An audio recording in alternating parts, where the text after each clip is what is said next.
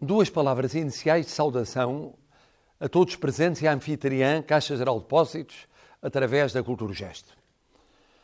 Uma segunda palavra para a rede antipobreza que promove a realização deste encontro, a sociedade civil e combate à pobreza na pessoa do seu presidente, o padre Jardim Moreira, um ativista incansável pela causa deste combate. Por via dos projetos que tem lançado, tem levado à discussão o tema central no nosso país da pobreza e tem ido mais longe, para junto da sociedade civil, para junto das organizações da sociedade civil, para junto das comunidades, para junto das famílias, para junto das pessoas, com a preocupação de dar consciência de uma realidade que atinge uma parte significativa da população portuguesa. Estamos a falar de cerca de 2 milhões de portugueses em situação de pobreza ou em risco de pobreza. Às vezes mais do que 2 milhões, às vezes ligeiramente menos. No início do ano, quando nós conversámos, o padre Jardim Moreira e eu próprio, sobre a realização do encontro e da apresentação e lançamento do manifesto subscrito pelo Conselho Social da Rede Antipobreza, estávamos longe de imaginar como as circunstâncias da pandemia sublinhariam a sua importância. Nessa altura, como hoje, era preciso e é preciso não deixar cair este tema que é fundamental, não deixar subalternizar e insistir um ponto. A pobreza é um problema que não atinge apenas as pessoas que vivem nessa condição. É um problema de todos nós, de toda a sociedade, de todo o Portugal, nas suas causas e nas suas consequências. Isso é nosso, deve envolver todos no combate que não pode tardar. É preciso lembrar que desde março, mais 60 mil portugueses, pelo menos, se viram obrigados a pedir ajuda à rede de emergência alimentar, que já apoiava muitos milhares de famílias. É preciso lembrar que o número de desempregados aumentou em mais de 200 mil. É preciso lembrar que a rede criada na altura para ajudar a mitigar os efeitos imediatos do confinamento e encerramento da economia, continua a ver diariamente crescer o número de pedidos de ajuda. É preciso lembrar que esta nova fase da pandemia, com a elevação do número de casos de infectados e de internados e de cuidados intensivos, mas também de carenciados em termos alimentares, tem sido um período verdadeiramente muito exigente para todos nós. E vai ser nos próximos meses. Não é preciso lembrar que em Lisboa e Porto estão a chegar aos centros de apoio para os sem-abrigo pessoas que no início da pandemia não eram sem-abrigo. Estavam no comércio, estavam na restauração, estavam na hotelaria, estavam nos serviços.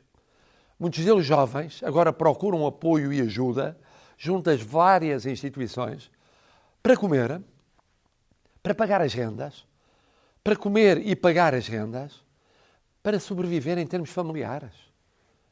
Não será necessário lembrar que tudo isto se soma aos tais 2 milhões de compatriotas em risco de exclusão social e que a continuação da pandemia vai aumentar esta pressão na sociedade portuguesa.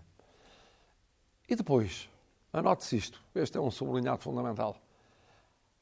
Há mais crianças pobres do que adultos pobres ou idosos pobres.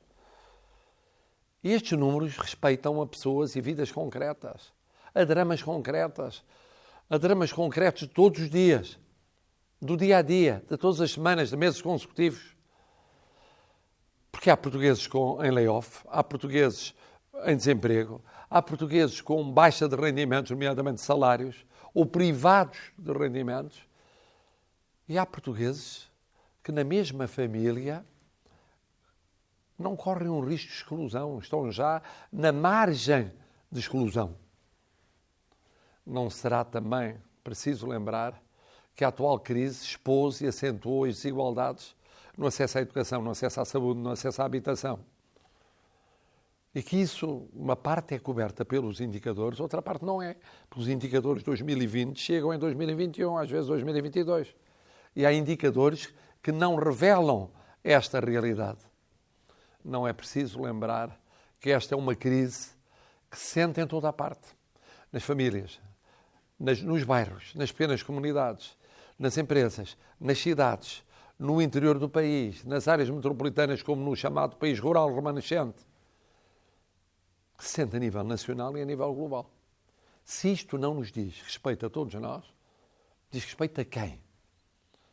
A nível global, o Banco Mundial estima que pela primeira vez em 20 anos a pobreza extrema vai aumentar em todo o mundo, atingindo até 2021 pelo menos 150 milhões de pessoas, que são os novíssimos pobres, que vão agravar a situação nos países onde os níveis de pobreza são mais elevados.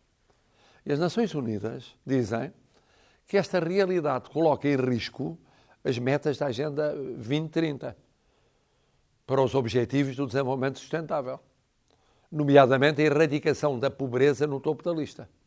E Portugal comprometeu-se com essa agenda desde o primeiro momento. Aqui chegados, eu não quero ser mais longo nesta comunicação que o distanciamento me impôs para ser coerente com as medidas que estão tomadas, vão ser tomadas ou poderão entrar em vigor subsequentemente. Há uma pergunta que se pode legitimamente formular. Como é que podemos atuar? O que é que podemos fazer? A pobreza social é um problema social complexo, transversal, que exige uma resposta complexa, transversal. Não é só financeira, não é só económica, não é só social, não é só cultural, não é só política. Há várias pistas, há várias sugestões. E daí o apelo feito há muito no sentido de uma estratégia nacional contra a pobreza. Devemos começar pelo Manifesto Nacional de Cidadãos pelo Combate à Pobreza, que os membros do Conselho Social da Rede Antipobreza apresentaram. Conselho que saúde na pessoa do professor Sobrinho de Simões, que está presente sempre nas grandes causas nacionais. São 10 propostas concretas para a ação e que respeitam ao envelhecimento, ao emprego jovem, aos apoios à infância, às questões da saúde, às questões da educação, às questões da habitação, às questões da urbanização em geral. Não esqueçamos que nesta década já somos mais aqueles que vivem nas cidades do que noutros espaços do território. Nas próximas décadas será nas cidades que o aumento demográfico e as injustiças e as desigualdades e as assimetrias mais se farão sentir. Como, aliás, o secretário-geral António Guterres tem dito 1, 2, N vezes. Logo, também, na estratégia global contra a pobreza, o ponto do planeamento das cidades, ligado à pobreza e à exclusão social. E aqui queria saudar o projeto da arquiteta Helena Rosetta. A forma entusiástica como tem coordenado o projeto Bairros Saudáveis é notável por isto, porque antevê o apoio àquilo que pode ser pensado pelas comunidades de territórios vulneráveis para combater a pobreza, para combater as assimetrias, para combater as desigualdades. Não é à margem dos cidadãos, não é de cima para baixo, é mobilizando os cidadãos. É de baixo para cima, responsabilizando os cidadãos nas intervenções locais, na promoção da saúde e da qualidade de vida. Aproximo do fim. A pandemia expôs claramente os obstáculos e as desigualdades de acesso aos cuidados de saúde. A nossa capacidade para reforçar um sistema que é universal é uma garantia de proteção aos mais pobres, mais idosos, crianças, doentes crónicos, cuidados continuados. Num futuro, que esperamos próximo, dentro de meses, a eficácia de uma campanha que seja feita relativamente à pandemia, quando vier a vacina e for possível a vacinação, dependerá também da sua universalidade. Não pode ser para meia dúzia, não pode ser para privilegiados, não pode ser só para alguns. E essa é a responsabilidade de todos nós, chefes de Estado, chefes de governo, governos, fundações, organizações financeiras internacionais, de desenvolvimento regional, empresas e filantropos. Temos de arranjar financiamento para disponibilizar as vacinas gratuitamente. As vacinas devem ser gratuitas. Devem ser produzidas e distribuídas em todo o mundo. Deve haver um combate à pandemia para se poder combater a pobreza que piora com a pandemia. Deve haver um combate ao egoísmo individual e coletivo.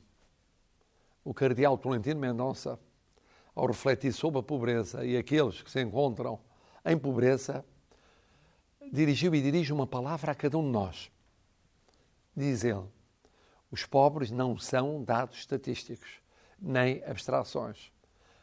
São seres humanos que precisam de outros seres humanos. E é através do voluntariado, cada um de nós pode e deve envolver-se.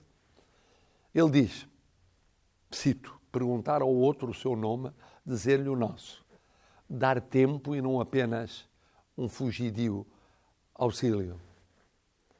Por aqui começa também aquilo que é um empenhamento coletivo. O cuidado da atenção ao outro, o combate ao egoísmo, nas batalhas presentes como nas futuras. E eu queria, a propósito disso, evocar duas mulheres portuguesas. Foram pioneiras ativistas no combate e erradicação da pobreza. A primeira, que está sempre no nosso espírito, Manuela Silva. Dedicou a vida a esta causa, mas dedicou estudando. Dedicou expondo, fazendo pedagogia, mas dedicou contribuindo pessoalmente para instituições de combate à pobreza.